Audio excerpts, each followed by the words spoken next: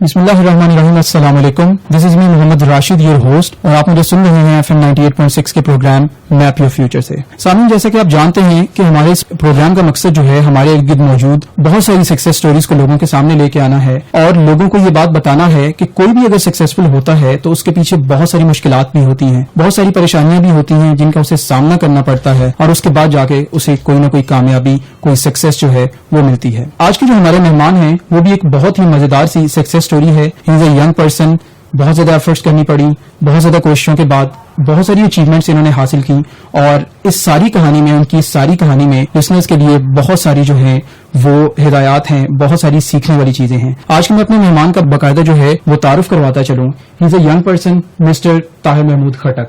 अस्सलाम वालेकुम।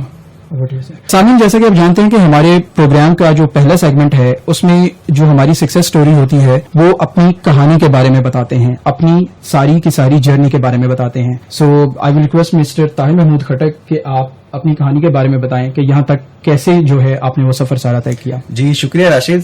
सबसे पहले तो बहुत बहुत शुक्रिया आपका और आपकी इस टीम का जिन्होंने मुझे मौका दिया कि मैं यहाँ पे आके अपनी एक स्टोरी को शेयर कर सकूं। नौजवान पाकिस्तान से, नौजवान लाहौर से और स्पेशली FM 98.6 LCCI का भी शुक्रगुजार हूँ कि जिन्होंने एक ऐसा प्लेटफॉर्म दिया जिसमें यूथ को बुलाया जा रहा है और उनकी सक्सेस स्टोरीज को शेयर किया जा रहा है। मैं अपने बारे में थोड़ा बताता चलूँ कि अभी तो मैं पंजाब यूनिवर्सिटी का स्टूडेंट हूँ, लेकिन मैंने अपनी सोशल लाइफ का आगाज अपने स्कूल लाइफ से ही कर दिया था।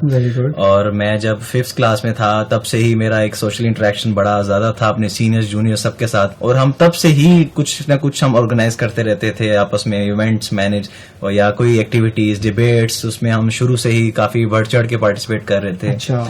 उसके बाद Aahista Aahista obviously college life की तरफ गए, कॉलेज में एडमिशन लिया गवर्नमेंट कॉलेज में, और फिर साथ एकेडमी में जब आया तो मैंने देखा कि स्टूडेंट काउंसिल का कॉन्सेप्ट है बड़ा, तो मैंने बड़ा इंटरेस्ट लिया। चूंकि मेरा खुद बड़ा अच्छा इंटरेक्शन था तो मैं वहां पे भी एकेडमी में भी सबके साथ मेरा कॉलेज के और जो FSC या दूसरे जो सेक्शन थे उनके साथ बड़ा अच्छा इंटरेक्शन रहा। तो मैंने फोकस किया कि चलो क्यों ना मैं भी हेड बॉय का इलेक्शन कॉन्टेस्ट करूं। मैंने हेड बॉय का इलेक्शन कॉन्टेस्ट किया और पहली दफा ऐसा हुआ कि वहां भी एक चूंकि एक मखसूस स्टूडेंट्स पॉलिटिक्स की लॉबीज थी, तो लेकिन मैंने बड़ा हर एक के साथ बड़ा अच्छा एक मेरा चूंकि रिलेशन था, उन्होंने सबने मुझे एतमाद किया और मैं elected head boy concepts academy का बना। तो ये मेरे जो पहली एक अच्छी मेरी एक अचीवमेंट थी मेरी लाइफ की। उसके बाद फिर हमने क्या मुख्तलिफ कॉन्फ्रेंसेस की तरफ हम आए, हमने इवेंट्स ऑर्गेनाइज किए, हमने इंटरनेशनल कॉन्फ्रेंसेस, नेशनल, जिनमें नुमाया हमारी इंटरनेशनल यंग लीडर्स कॉन्फ्रेंस 2014 दिसंबर में, और उसके बाद हमने SAARC young entrepreneur summit Lahore में हुई जिसमें पूरे सार्क रीजन से डिफरेंट रिप्रेजेंटेटिव्स आए और उन्होंने पार्टिसिपेट किए यहाँ पे। उसके बाद इसी तरह LCCI के साथ भी मेरा एक बहुत पुराना सफर है, यहाँ पे भी मैंने बड़ी एक्टिविटीज में इनके साथ बड़ा काम किया। इनकी CSE समिट हुई थी 2014 में, उसमें हमारी पंजाब यूनिवर्सिटी की पूरी टीम को मैं लीड कर रहा था वॉलंटियर्स की यहाँ पे।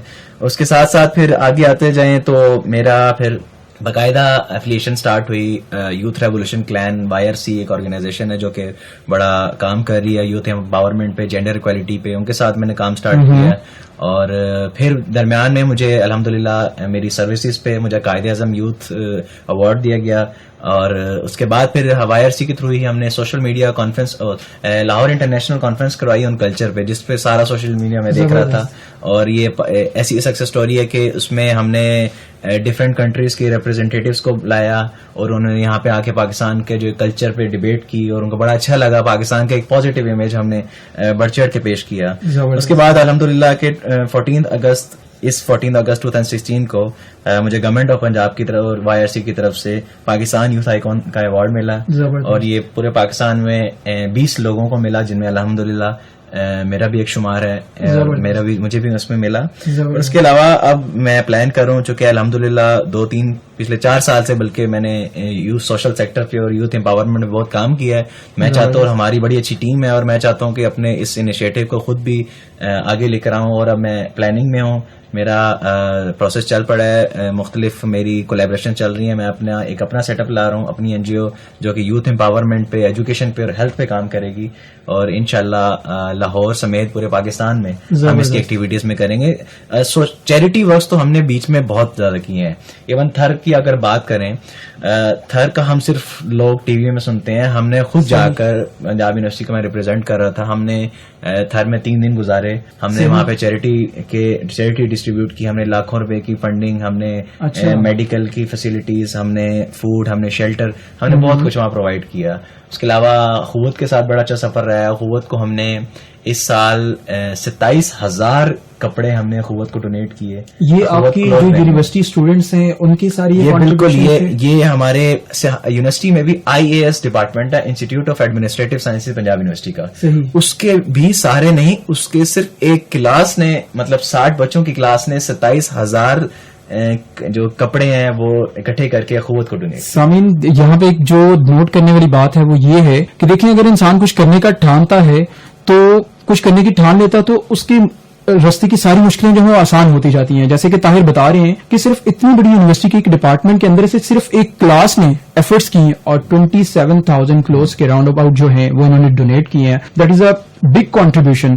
اگر ہم سوشلی دیکھیں یا ویسے دیکھیں تو یہ بہت بڑی ایفرٹ ہے, بہت بڑا کنٹریبیوشن ہے.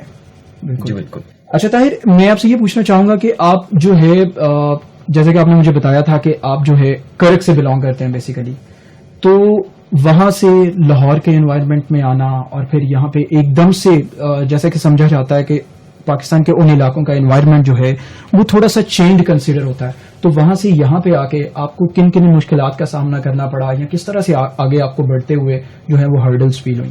دیکھیں, میرا تعلق, میں شروع میں بتانا بھول گیا, میرا تعلق کرک سے ہے جو کہ خیبر پختونخوا کا ڈسٹرکٹ ہے.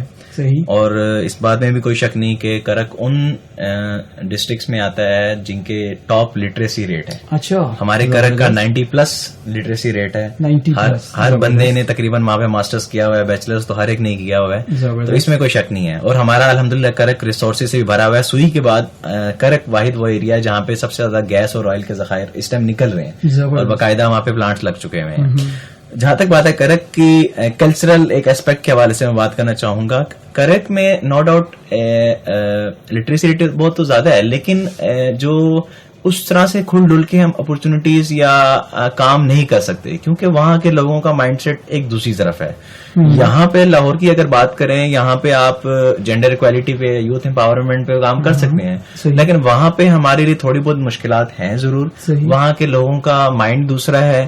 نو ڈاؤٹ دہشت گردی سے پاک ضلع ہے, اس میں کوئی شک نہیں ہے, پورا اپنا علاقہ ہے, لیکن پھر بھی وہاں پہ اپرچونٹیز, فیوچر اپرچونٹیز کم تھی, جس کی وجہ سے میں بھی لاہور میں زیادہ ایکٹیو ہوں. چونکہ میرے فادر ریلوے میں پوسٹڈ تھے تو ہم لاہور میں لاہور میں آ گیا تھا بچپن سے ہی.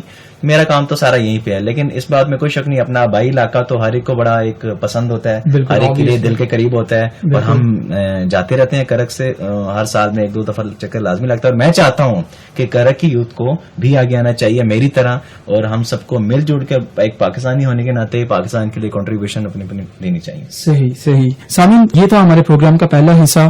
ابھی ہم ایک چھوٹا سا بریک لیں گے اور بریک کے بعد ہم دوبارہ اپنے اس پروگرام کو یہیں سے سٹارٹ کریں گے اور ہم بات کریں گے مشکلیں اور سکسیس کے بارے میں کہ مشکلیں کیسے جو ہیں کسی بھی سکسیس کے راستے میں آتی ہیں اور ان کو کیسے ریموو کیا جاتا ہے.